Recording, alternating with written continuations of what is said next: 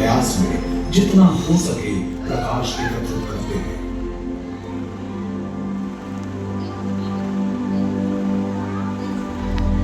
शहरी क्षेत्रों से दूर स्थित होने के कारण वे शहरों के प्रकाश प्रदूषण से बचते हैं, जो खगोलीय अवलोकन में बाधा डाल सकते हैं।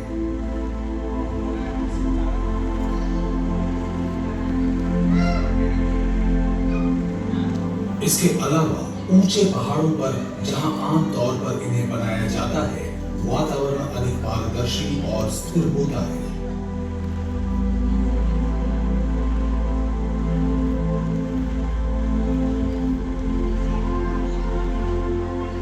हाल के दशकों में वैज्ञानिकों ने अंतरिक्ष में बड़े ऑप्टिकल टेलीस्कोप भेजे हैं, जो हमारे स्थलीय वायुमंडल की परतों के हस्तक्षेप के बिना बहुत दूर स्थित खगोलीय पिंडों के धीमे से धीमे प्रकाश को भी पकड़ने में सक्षम है।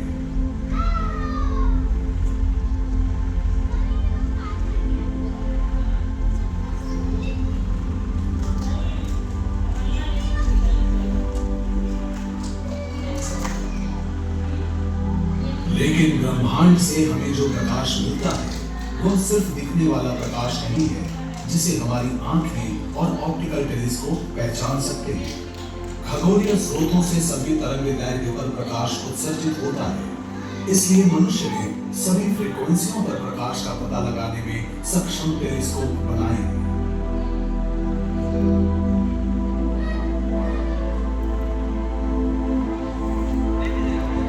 उदाहरण के लिए मिलीमीटर और रेडियो तरंगों को जमीन से विशाल पैराबोलिक टेलीस्कोपों या कई एंटेनाओं के समूह के साथ देखा जाता है।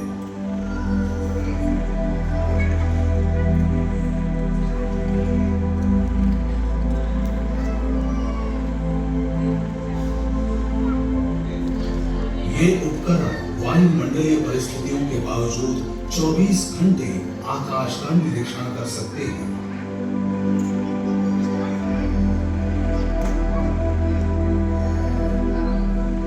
इस प्रकार का सबसे कारगर टेलीस्कोप एल्मा है, जो चिली के एटाकामा रेगिस्तान में एक ऊंचे पठार पर स्थित है।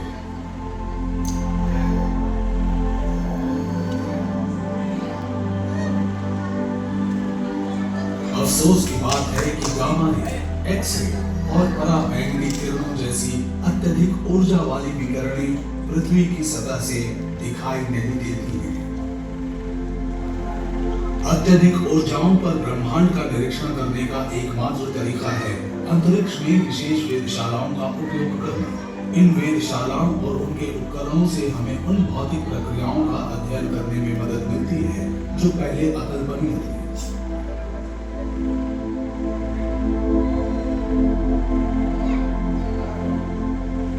एक्स-रे और गामा रे द्वारा हम ब्रह्मांड की सबसे हिंसक, प्रभावशाली और अभूतपूर्व घटनाओं का निरीक्षण कर पाते हैं। इन अवलोकनों ने ब्रह्मांड के बारे में हमारे दृष्टिकोण को मौलिक रूप से बदल दिया है और सबसे भयावह वस्तुओं का खुलासा किया है।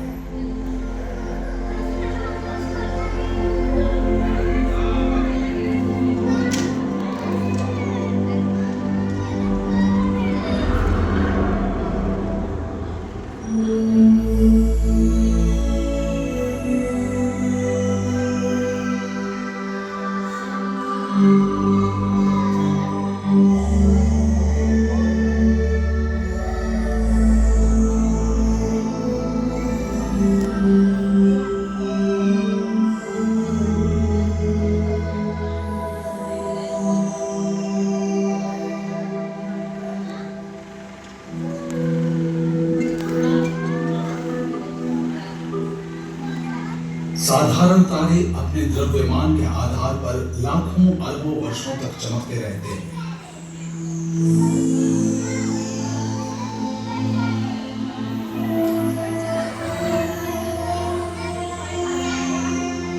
उनकी ऊर्जा हल्के रासायनिक तत्वों जैसे हाइड्रोजन और हीलियम के तीव्र नाभिकीय संलयन से आती है, जो उनके केंद्र में भारी तत्वों में रूपांतरित हो जाती है।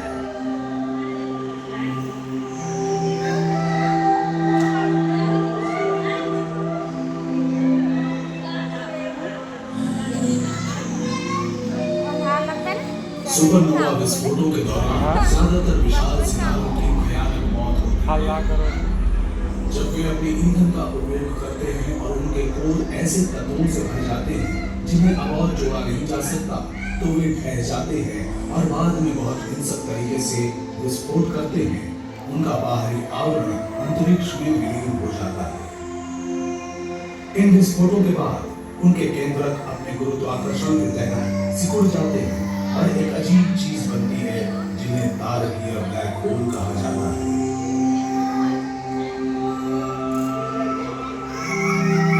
लेकिन कहानी यहीं पर खत्म नहीं होती। सूरज से लाखों अरबों गुना भारी ब्लैक होल, जिन्हें सुपरमैसिव यानी अति विशाल कहा जाता है, वे आकाश गंगाओं के केंद्र में पाए जाते हैं।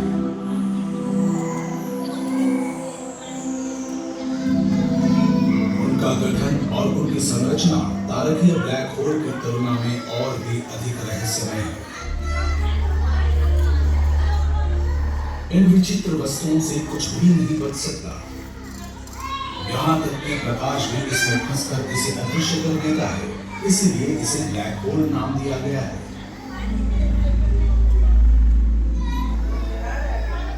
ब्लैक होल अंतरिक्ष समय को मोड़ देते हैं और अपने गुरुत्वाकर्षण क्षेत्र में आने वाली हर चीज को आकर्षित करके और निगलकर समय के साथ बड़े होते जाते हैं।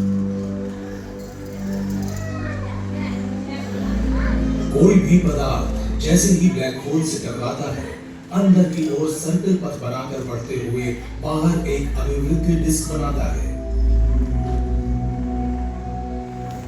इस डिस्क में तापमान और काइनेटिक ऊर्जा इतनी अधिक होती है कि गामा रे और एक्स रे उत्पन्न होते हैं। साथ ही मजबूत गुरुत्वाकर्षण और चुंबकीय क्षेत्र की धाराएं बनती हैं जो लगभग प्रकाश की गति से चलती हैं और उनके चारों ओर मौजूद अंतर तारकीय पदार्थ के साथ घमासान करती हैं, जिससे सभी प्रकार की प्रकाश फ्रीक्वेंसियां उत्पन्न होती हैं। इन वस्तुओं और उनकी प्रक्रियाओं की भविष्यवाणी कई प्रसिद्ध वैज्ञानिकों द्वारा 20वीं सदी की शुरुआत से ही की गई थी, जिन्होंने सालों से व्यक्तिगत सिद्धांतों पर काम किया था। लेकिन ब्लैक होल का अवलोकन और इसकी पुष्टि कैसे की जा सकती है? हालांकि परिभाषा के अनुसार वे अदृश्य हैं, फिर भी खगोल शास्त्री विभिन्न और अप्रत्यक्ष तरीकों से उनके अस्तित्व का अनुमान लगा सकते हैं।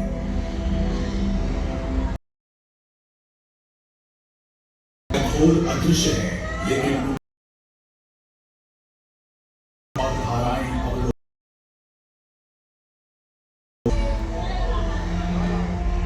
इसलिए उनके पास से निकलने वाले पदार्थ की धाराओं को देखकर या एक्सरे की अभिवृद्धि डिस्क को देखकर इस स्थान पर उनकी उपस्थिति का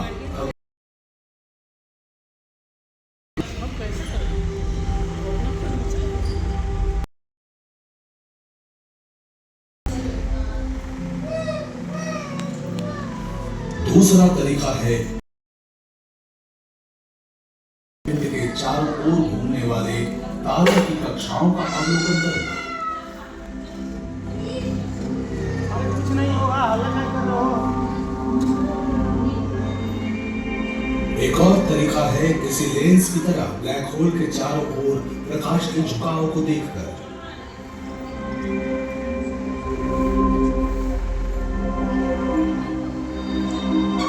सन 2019 में दुनिया भर के रेडियो टेलीस्कोपों के एक समूह ने एक साथ मिलकर एक विशाल इंटरफेरोमीटर बनाया। द इवेंट होराइजन टेलीस्कोप के नाम M87 नामक के आसपास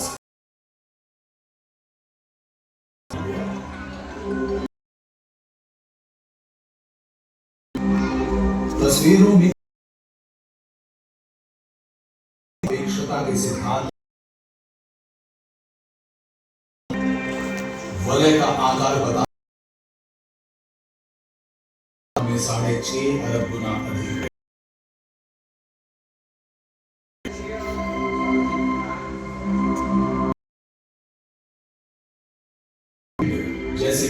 एटॉम तारे एक दूसरे से होकर वे विलीन हो सकते हैं। इस विलय से होता है चमकदार विस्फोट और साथ में अत्यधिक मात्रा में एक्स-रे और गामा रे मुक्त होते हैं। योग्य गुरुत्वाकर्षण तरंगे भी उत्पन्न करते हैं। लेकिन और भी प्रभावशाली है कम होने वाला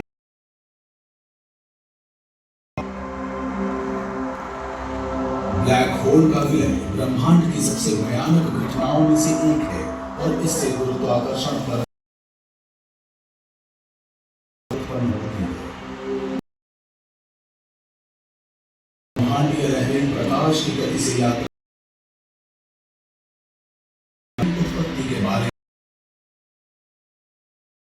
आकर्षण की प्रक्रिया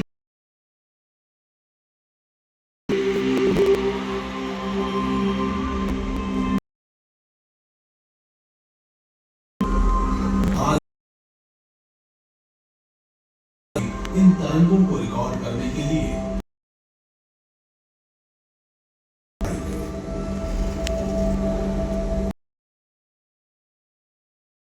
इंटरफेरोमीटर ग्रेविटेशनल वेव यानी यूरोपियन एंटीना जो गुरुत्वाकर्षण तरंग लेजर इंटरफेरोमीटर का उपयोग करते हैं। का पहला प्रत्यक्ष अवलोकन 14 सितंबर 2015 से विज्ञान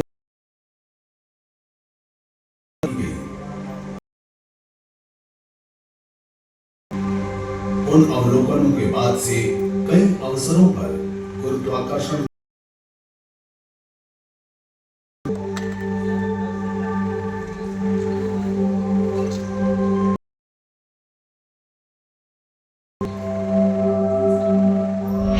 भविष्य में एक विशाल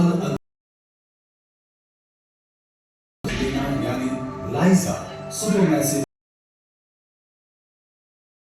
तरंगों का पता लगाने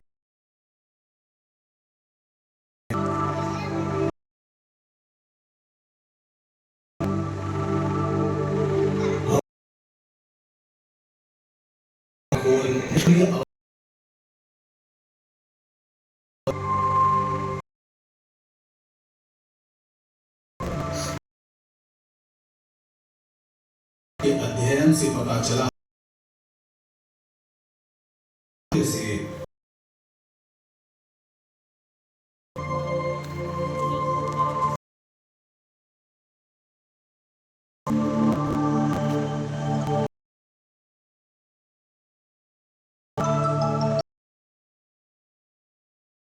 गामा किरणों के 25,000 हमारी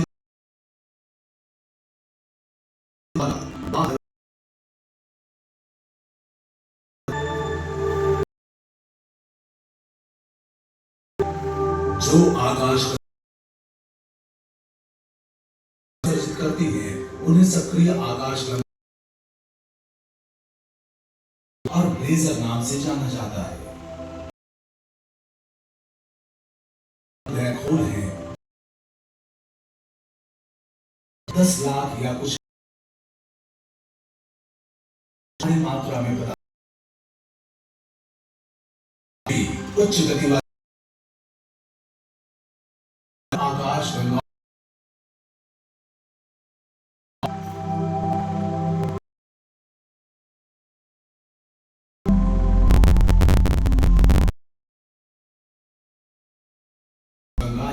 से अरबों प्रकाश उनकी गतिविधि अरब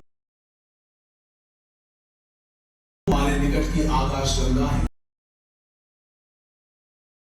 इस बात के अप्रत्यक्ष प्रमाण हैं कि लगभग हर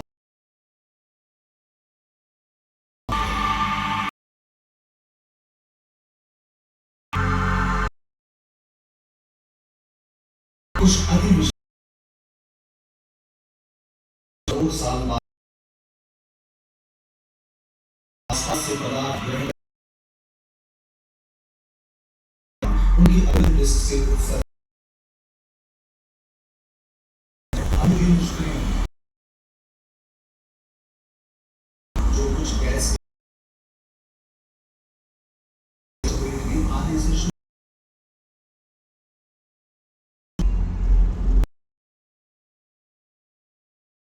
कैसे बनी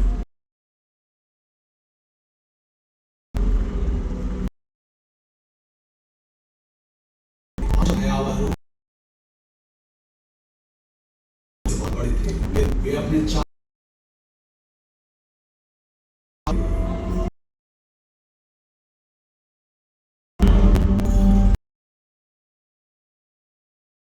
लेकिन हाल के अध्ययनों से पता चला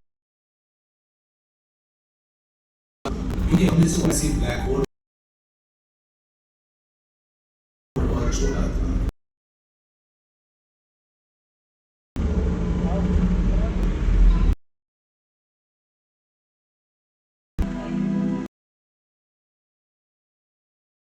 किसी विशाल गैस सामग्री निकलने जिस दर पर उसके बारे में विचारते हैं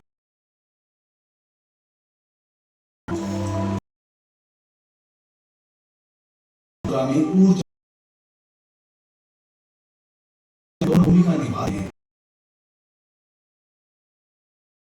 इसमें तो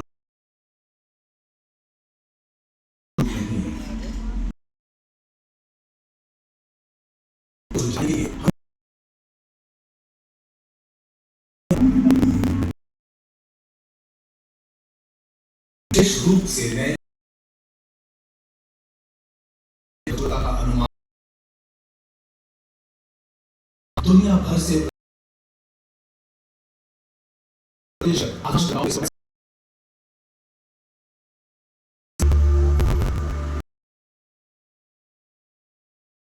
खगोलीय अपनी समझ को और समृद्ध कर